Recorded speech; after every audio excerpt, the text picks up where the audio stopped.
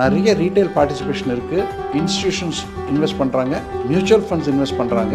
இது வந்து மார்க்கெட்டை ரொம்பவே கீழே விழாமல் சப்போர்ட் கொடுக்குது. At the same time FIs வந்து எவ்வளோ விற்றாலும் நம்ம மார்க்கெட் விழாமல் வி ஆர் ஹோல்டிங். லாங்கர் ரனில் நீங்கள் ஒரு பேங்கிங் ஸ்டாக் எடுத்துகிட்டு நீங்கள் அதை எஸ்ஏபியாக யூஸ் பண்ணலாம், இல்லை லம்சமாக போட்டு, இல்லை எப்படி வேணால் யூ கேன் கன்சிடர்.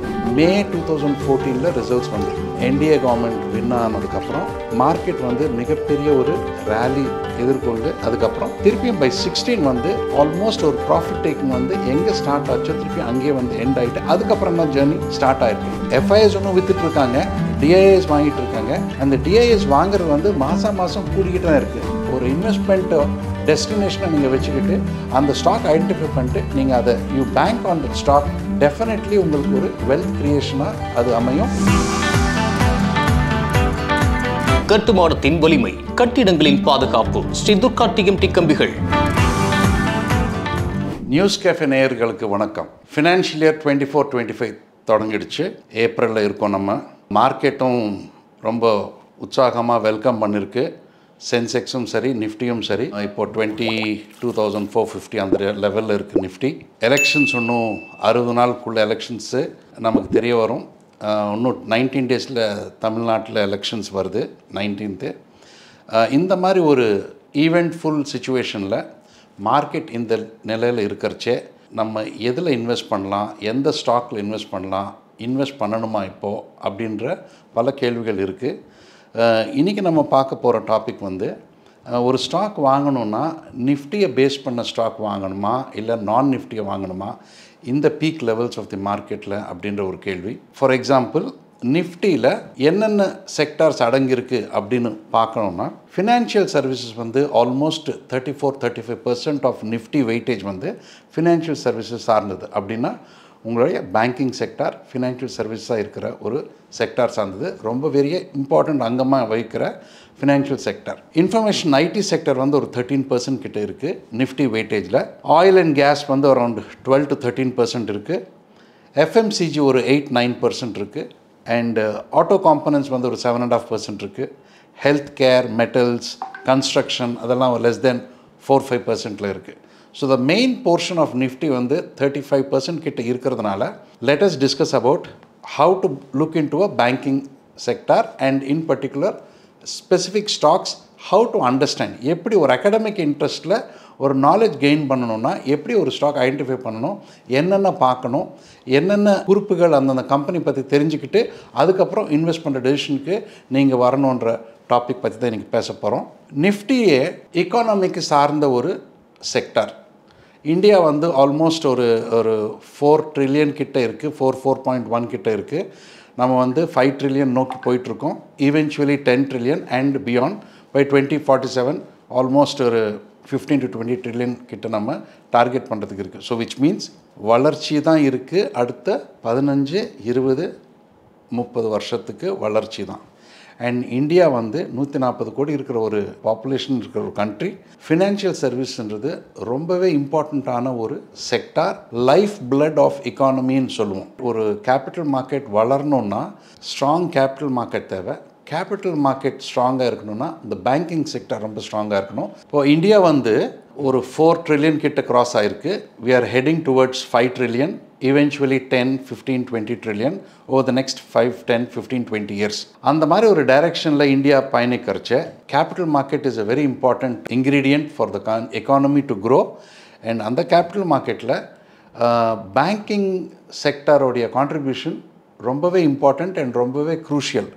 ஸோ அப்படி இருக்கிற ஒரு நிலைமையில் நம்ம பேங்கிங் செக்டாரில் ஒரு ஸ்டாக்கை பார்க்கணுன்னா என்னெல்லாம் பார்க்கலாம், what are the things to be observed அப்படின்ற ஒரு பாயிண்ட் பற்றியும் வில் கவர். அண்ட் இந்த ஒரு ஜேர்னியில் வேறு எந்த செக்டார் கூட நம்ம we can look at it for growth. Nifty இந்த லெவல் இருக்கிறதுனால ஒரு 22,000-23,000 லெவலில் இருக்குது.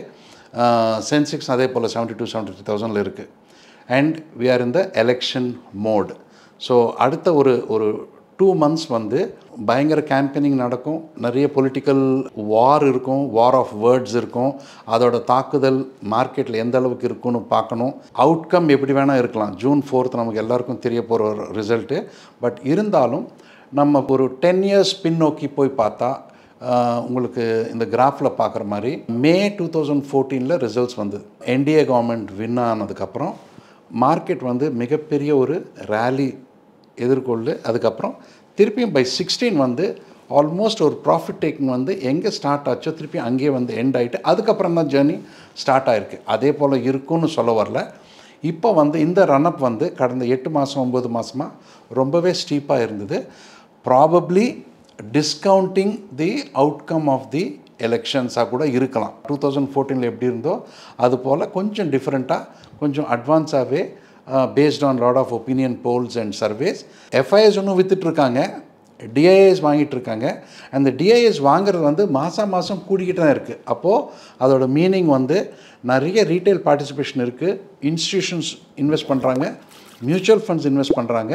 இது வந்து மார்க்கெட்டை ரொம்பவே கீழே விழாமல் சப்போர்ட் கொடுக்குது. At the same time FIs வந்து எவ்வளோ விற்றாலும் நம்ம மார்க்கெட் விழாமல் we are holding. So there is lot of inherent strength இந்த மார்க்கெட். வேல்யூவேஷன் ஒரு கேள்விக்குறி, அதை பற்றி அப்புறம் பேசுவோம். அதுதான் எப்படி ஸ்டாக் ஐடென்டிஃபை பண்ணுற டாப்பிக்கில் அந்த ஏரியாவுக்கு நான் வரேன். இந்த காலகட்டத்தில் இப்படி இருக்கிற ஒரு சூழ்நிலையில் நம்ம ஒரு பேங்கிங் செக்டருடைய இம்பார்ட்டன்ஸு இந்த ஒரு செஷனில் பார்ப்போம். பேங்கிங் செக்டருடைய growth predominantly the vastness of the கண்ட்ரியை பேஸ் பண்ணியிருக்கு. எந்த அளவுக்கு நீங்கள் க்ரோ ஆகுறீங்க, எந்த அளவுக்கு உங்கள் பிரான்ச்சஸ் க்ரோ ஆகுது, எந்த அளவுக்கு நீங்கள் ப்ராடக்ட் நீங்கள் இன்ட்ரடியூஸ் பண்ணுறீங்க, எந்த அளவுக்கு நீங்கள் அந்த டிஜிட்டலைசேஷனுடைய அட்வான்டேஜ் நீங்கள் எடுத்துக்கிறீங்க, எந்த அளவுக்கு நீங்கள் டெக்னாலஜியை எம்ப்ரேஸ் பண்ணுறீங்க, எந்த அளவுக்கு நீங்கள் ஃபினான்ஷியல் இன்க்ளூசிவ்னஸ் கொண்டு வரீங்க உங்கள் பேங்கிங் ஆப்ரேஷன்ஸில், இது எல்லாம் சார்ந்தது. அண்ட் அசெட் குவாலிட்டி, எந்த மாதிரி அசெட்ஸ் உங்கள் பேலன்ஸ் ஷீட்டில் இருக்குது, நீங்கள் எந்த மாதிரி அசெட்ஸ்க்கு நீங்கள் ஃபினான்ஸ் பண்ணியிருக்கீங்க, எந்த அளவுக்கு உங்கள் ப்ராஃபிட்டபிலிட்டி இருக்குது, எந்த அளவுக்கு உங்கள் கேபிட்டல் அடிக்வசி இருக்குது, லிக்விடிட்டி ஸ்ட்ரென்த் எப்படி இருக்குது, இந்த ஒரு டெக்னிக்கல் பாயிண்ட்ஸ் எல்லாமே அடங்கியிருக்கிறது தான் உங்கள் அனாலிசிஸில் இருக்கும். அந்த மாதிரி ஒரு அப்ரோச்சில் பிஎஸ்யூ ஸ்டாக்ஸும் இருக்குது, ப்ரைவேட் பேங்கிங் ஸ்டாக்ஸும் இருக்குது. அந்த நிஃப்டியில் ஃபினான்ஷியல் சர்வீசஸ் காம்போனண்ட் ஆஃப் 33-35% இவ்வளவும் அடங்கியிருக்கு. ஸோ இதில் நீங்கள் ஃபர்தராக டீப்பாக போய் பார்க்கணும் அப்படின்னா you can look at PSU banks as one side and private sector banks as one side. இந்த ரெண்டுத்துக்குமே க்ரோத்துன்றதுக்கு என்னென்ன காரணன்றது இப்போ ஒரு 7-8 பாயிண்ட் லிஸ்ட் அவுட் பண்ணியிருக்கேன். இந்த அடிப்படையில் if you understand the companies financials, fundamentals first ஸ்ட்ராங்காக இருக்கணும், மேனேஜ்மெண்ட் ட்ராக் ரெக்கார்ட் நல்லா இருக்கணும், அவங்க டிவிடெண்ட் டிஸ்ட்ரிபியூஷன் பாலிசி ஹெல்த்தியாக இருக்கணும், அவங்க கேபிட்டல் அடிக்வசி, லிக்விடிட்டி ரேஷியோ, அப்புறம் கிராஸ் என்பிஏ, நெட் என்பிஏ ரொம்பவே இம்பார்ட்டண்ட்டான சென்சிட்டிவ் ஃபேக்டர்ஸு. அது குவார்ட்டர் ஆன் குவார்ட்டர் இல்லை இயர் ஆன் இயர் வந்து ஒரு டிக்ளைனிங் ட்ரெண்ட் காமிச்சா that's a very good indication. இப்போ நான் காட்ட போகிற சில கிராஃப்ஸ் வந்து நீங்கள் பார்த்தீங்கன்னா கிட்டத்தட்ட ஒரு 20 இயர்ஸோட கிராஃப். அது எஸ்பிஐ இருக்கலாம், ஐசிஐசிஐ இருக்குது, கோட்டக் பேங்க் இருக்குது, யூனியன் பேங்க் இருக்குது, பேங்க் ஆஃப் இந்தியா இருக்குது, பேங்க் ஆஃப் பரோடா இருக்குது, கனரா பேங்க் இருக்குது, யூகோ பேங்க் இருக்குது, எஸ் பேங்க் இருக்குது, சவுத் இந்தியன் பேங்க் இருக்குது, பந்தன் பேங்க் இருக்குது, there are lot of IDFC first bank இருக்குது. இந்த பேங்க்ஸ் எல்லாமே நீங்கள் பார்த்தீங்கன்னா எல்லா கிராஃபுமே ரொம்பவே ஒரு பாசிட்டிவான க்ரோத் தான் காட்டுது. அண்ட் இந்த ஒரு ஜேர்னியில் ஒரு 15 to 20 இயர் ஜேர்னியில் அவ்வப்போது ஒரு ஃபியூ கேண்டில்ஸ் தான் உங்களுக்கு ரெட்டிஷாக தோணுதே தவிர மற்றபடி கண்டினியூஸாக உங்களுக்கு ஒரு 15 ஸ்டோரி பில்டிங் மாதிரி கண்டினியூஸாக உங்களுக்கு க்ரீன் கேண்டில் தான் இருக்குது. அதோட அர்த்தம் என்னென்னா லாங்கர் ரனில் நீங்கள் ஒரு பேங்கிங் ஸ்டாக் எடுத்துகிட்டு நீங்கள் அதை எஸ்ஐபியாக யூஸ் பண்ணலாம், இல்லை லம்சமாக போட்டு, இல்லை எப்படி வேணால் யூ கேன் கன்சிடர். ஒரு இன்வெஸ்ட்மெண்ட் டெஸ்டினேஷனை நீங்கள் வச்சுக்கிட்டு அந்த ஸ்டாக் ஐடென்டிஃபை பண்ணிட்டு நீங்கள் அதை you bank on that stock, definitely உங்களுக்கு ஒரு வெல்த் க்ரியேஷனாக அது அமையும். அண்டு இப்போ நான் சொன்ன இவ்வளோ ஸ்டாக்ஸுமே நீங்கள் கிராஃப் ஒன்றுன்னா நீங்கள் பார்ப்பீங்க ஸ்க்ரீனில்.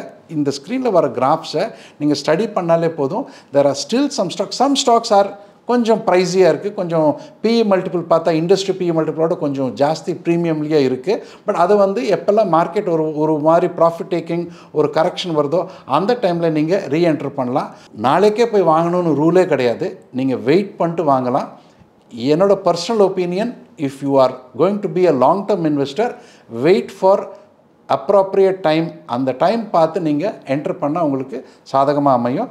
அண்ட் இந்த மார்க்கெட்லேயும் ஒரு சில பேங்கிங் ஸ்டாக்ஸ் வந்து பிஇ மல்டிபிள் அடிப்படையிலையும் அவங்க ஃபினான்ஷியல் ரிசல்ட்ஸ் அடிப்படையிலையும் ப்ரைஸிங் வந்து கொஞ்சம் அட்ராக்டிவாக தான் இருக்குது. அது நீங்கள் கிராஃப் பார்த்தாலே உங்களுக்கு புரியும். As I am going to show you the graphs, இதை பேஸ் பண்ணிட்டு you can have your approach to the market in the banking space. இதுவரை நம்ம பேங்கிங் செக்டாரில் பேங்கிங் ஸ்டாக்ஸ், அது பிஎஸ்யூவாக இருக்கட்டும், ப்ரைவேட் செக்டார் பேங்க்ஸாக இருக்கட்டும், எப்படி பார்க்கணும், எப்படி அனலைஸ் பண்ணணும், எந்த மாதிரி ஸ்டாக்கை பிக் பண்ணி நம்ம இன்வெஸ்ட்மெண்ட் போர்ட்ஃபோலியோவில் சேர்த்துக்கணும் அப்படின்றத பற்றி பேசியிருக்கோம். இது போல் எஃப்எம்சிஜி செக்டாரில் எந்த மாதிரி ஸ்டாக்ஸ் பார்க்கலாம், எந்த மாதிரி ஒரு ஃபினான்ஷியல்ஸை நம்ம அனலைஸ் பண்ணி பார்க்கணுன்றது நம்ம அடுத்த செஷனில் பேசுவோம். தேங்க்யூ.